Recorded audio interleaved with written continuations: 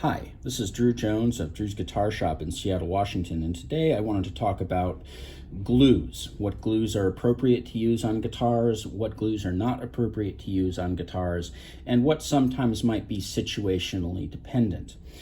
This guitar came in this week and it has something going on inside it that I really legitimately find upsetting. This guitar went into a professional shop a while back, and it had some loose braces in it, it looks like, and it went to that professional shop's professional repair department, and it got basically what I would deem the luthier equivalent of malpractice done to it.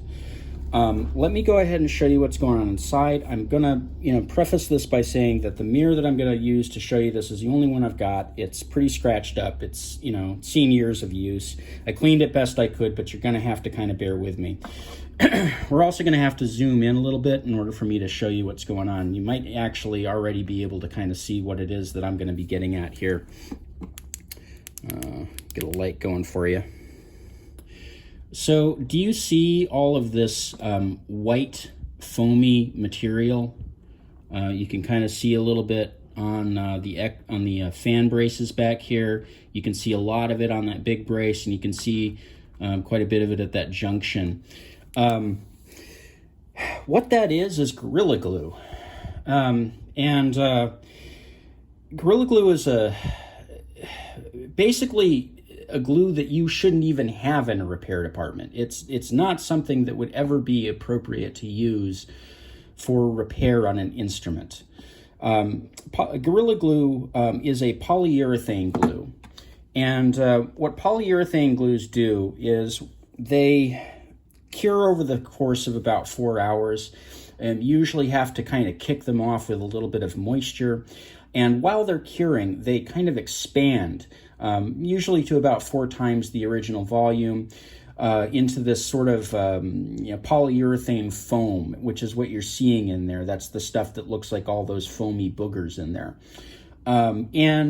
The problem with this glue is that it is pretty impervious to any kind of solvents to get it apart, which, we do want to be able to get glues apart generally when we're building instruments with them. Somebody may have to go in and undo something in order to get to something at some point, something that we try to keep in mind.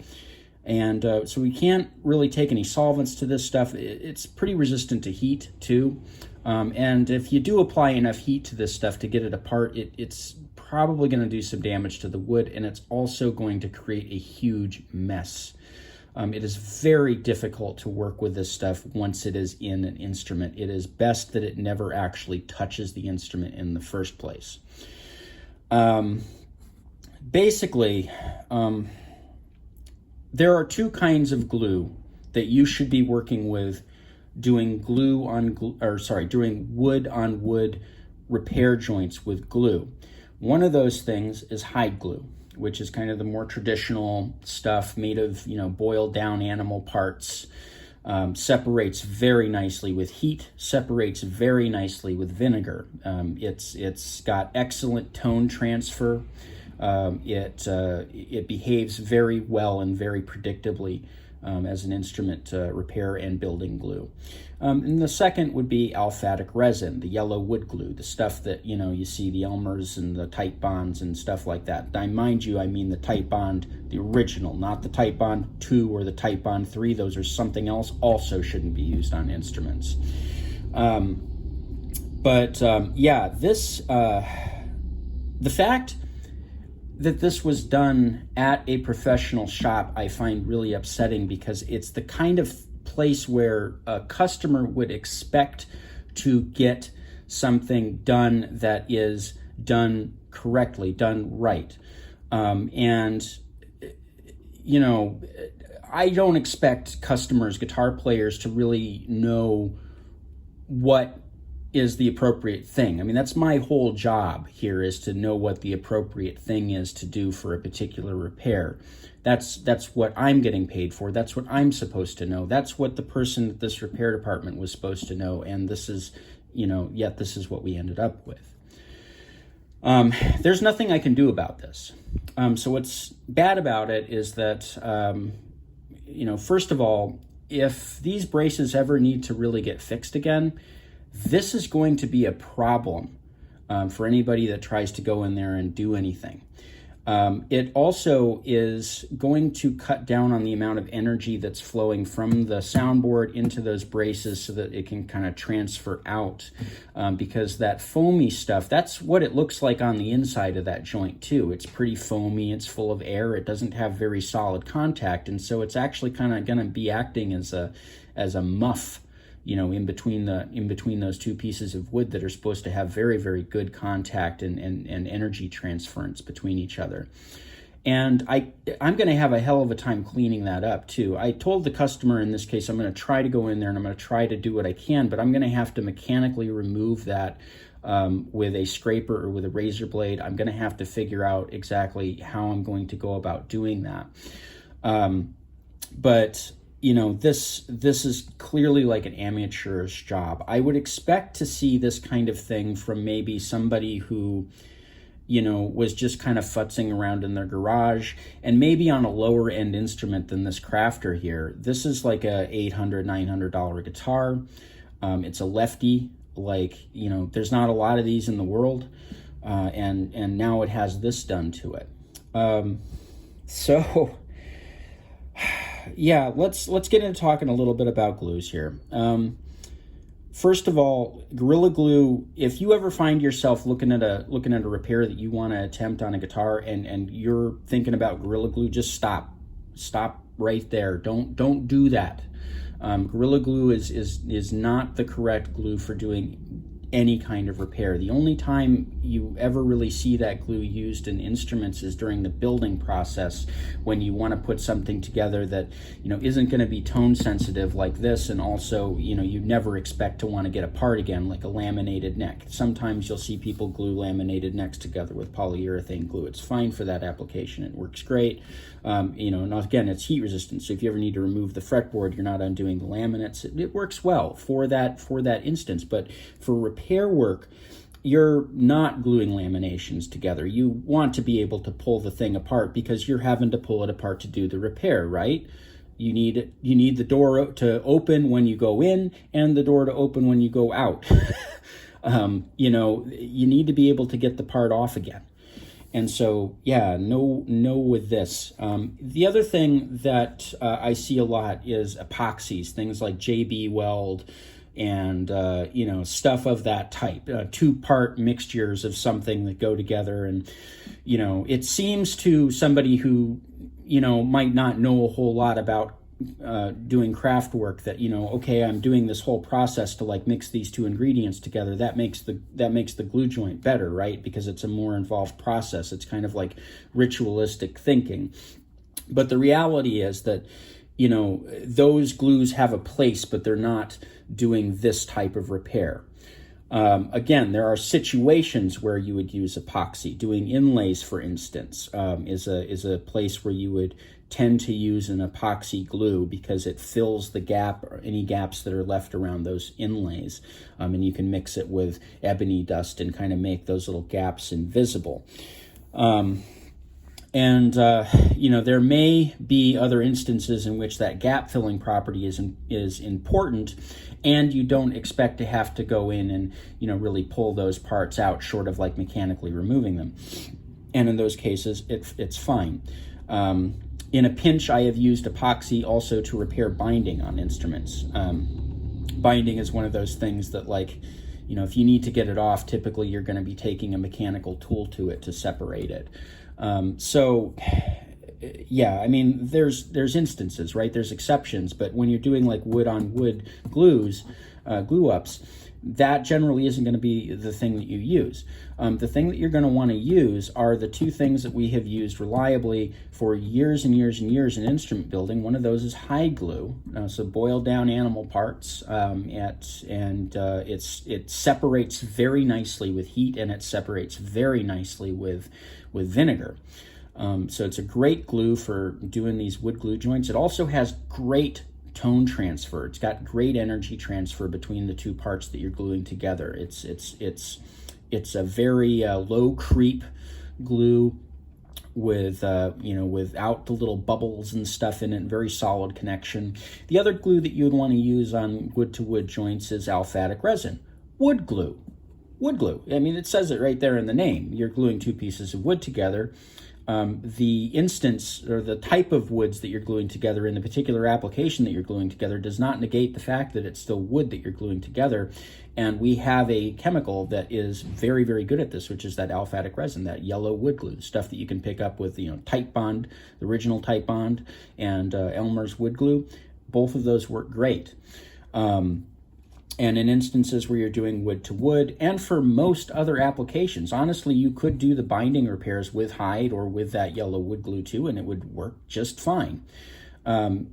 There are more instances in which the glues that are safe to use on the wood to wood joints are also safe to use in places where you might consider using one of those other glues versus the other way around.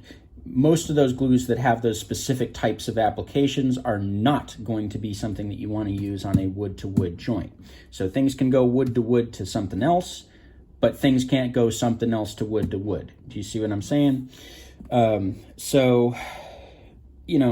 I said, it upsets me when I see this kind of thing, because this is the sort of thing that it is the hardest often to undo. Bad repairs are always the hardest thing to fix. And unfortunately, I think maybe because there's some psychology to it being an instrument and somebody thinking that it needs to be something special because it's an instrument and instruments are special, that some other thing needs to be used other than wood glue or hide or some other more some traditional glue. And when those other glues are used, though the person doing the job might ritualistically feel like more is being involved and so the glue joint is going to be better, it is not going to be the appropriate type of glue joint for the job. We always need to consider the tools that we're using versus their application. And when you are using the wrong tool for the wrong application, you are going to end up with bad work, because things are made for doing things. Wood glue is made for doing wood glue joints. Hide glue, we have been using that for hundreds of years, if not thousands of years, for doing glue joints. And it works great. It works perfectly fine. And, as long as you can get that glue into that joint and you can provide somewhere around 10 pounds of clamping pressure, you're going to end up with a good glue joint. Trust in the product that was made for doing the thing that you're trying to do. Try to avoid this trap of using all of these products. And I know when you walk into the glue aisle in any hardware store, there's all of this advertising and bright color packages and all sorts of like big claims that like hit you in the face when you're walking down that aisle. Oh, this resists like 32,000 PSI shear force, blah, blah, blah, blah, blah. And it's like, yeah, but it's an epoxy. I can't use it for this. It's a polyurethane. I can't use it for this. I mean, there's all sorts of different classes of adhesive, but the two that you should be using for the most part in any case with instrument repair are going to be that yellow wood glue, hide glue, and literally anything else that you plan on using needs to be taken into heavy consideration as to whether or not it's the appropriate thing for the job. And I do mean everything. I use super glue pretty frequently here for doing like crack repairs and finish repairs and certain things like that. But again, that's a situationally dependent glue. I wouldn't do a brace reglue with wood glue. Super glue, and I wouldn't do like a bridge reglue with super glue. There are certain things that would be inappropriate for. The main takeaways that I want people to have from this video here is that the glue that should be used for wood repairs, and instruments are made of wood, are yellow wood glue and hide glue, and that those two glues will more often than not work for any other situation where you're gluing non-wood things to something. And that is generally the safer option, because even if it isn't appropriately done, that somebody later can go in there and undo that work easily. Whereas, literally anything else that you could be using is a big risk as far as doing something like this malpractice that's going on in here.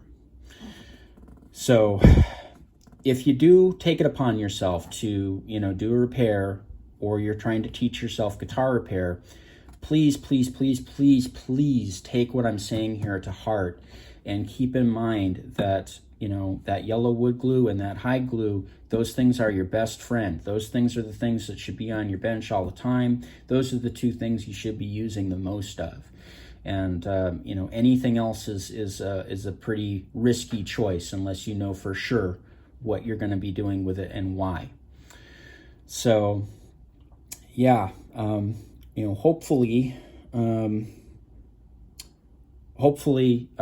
y'all found this, useful. And if you did, I've got lots more videos like this on my channel. I have a link down in the description to my Patreon and my Reverb. If you feel like kicking me a few bucks, it's always really helpful. Remember to like and subscribe, link your friends and all of that stuff. There's a link down in the description to my Reverb page where I sell some stuff, and there's also a link down there to my website where you can find my pricing info for repair work, and also a page that I wrote on caring for stringed instruments, so that maybe, these repairs don't have to happen in the first place.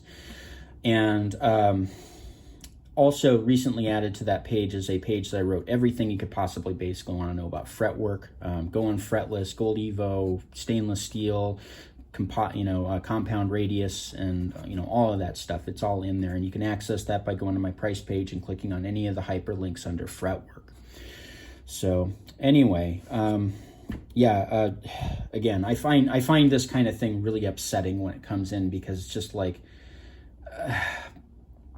I don't like seeing people's trust in what should be a safe place to bring their instrument violated in this way. So yeah, sorry if I seemed a little bit emotional in this video. I'm like I said, I'm legitimately upset by this. I'm gonna have to go in here and try to scrape some of this stuff out anyway. This has been Drew Jones of Drew's Guitar Shop in Seattle, Washington. Thank you so much for watching.